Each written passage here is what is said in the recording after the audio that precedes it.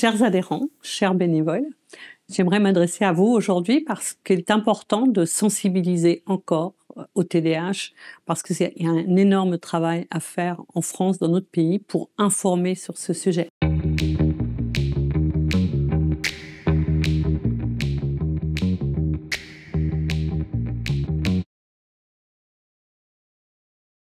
L'association, elle a 20 ans. Et depuis le début, on essaye d'informer. On a créé un site internet pour ça, et que l'information vis-à-vis des populations touchées par ce trouble, c'est notre premier objectif, hein. Mais on a eu des obstacles dans notre démarche, puisque la France était imprégnée de pensées psychanalytiques selon lesquelles les difficultés des enfants qui ont un TDAH proviennent essentiellement de l'éducation et de l'entourage, de l'environnement, des familles.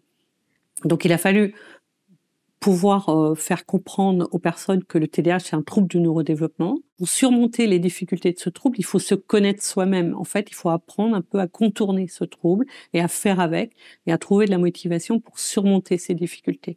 C'est ça qu'on fait depuis 20 ans. Avec les bénévoles, on essaye aussi d'aider toutes les personnes touchées, donc aussi les adultes qui sont TDAH eux-mêmes. Et on essaye, en ce moment plus particulièrement, on est en train de créer une stimulation entre bénévoles qui s'occupent du sujet des adultes TDAH, mais entre personnes touchées, pour créer un mouvement d'entraide. En fait, les bénévoles, c'est ça. Leur rôle, c'est de créer une dynamique d'entraide avec les personnes touchées.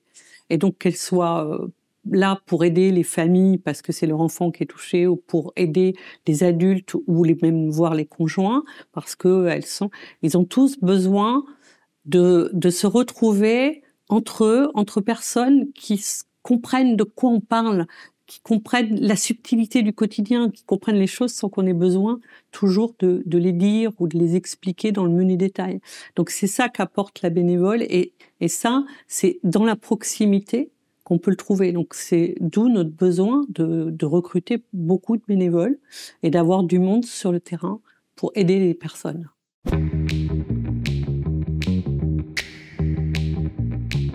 Tous ces bénévoles, aujourd'hui, pratiquement plus d'une centaine dans notre association, toutes ces personnes donnent de leur temps. C'est compliqué pour eux, mais ils sont généreux. Ils sont très généreux. C'est un don extrêmement précieux, et l'association en est très reconnaissante de ce don. Et surtout, je pense que ce sont les adhérents, les personnes qui viennent au-devant d'elles, qui sont heureux de pouvoir être aidés et d'avoir pu trouver auprès d'eux une écoute, un moment de partage, un fou rire parfois, parce qu'on les entend des fois quand ils partagent leurs anecdotes.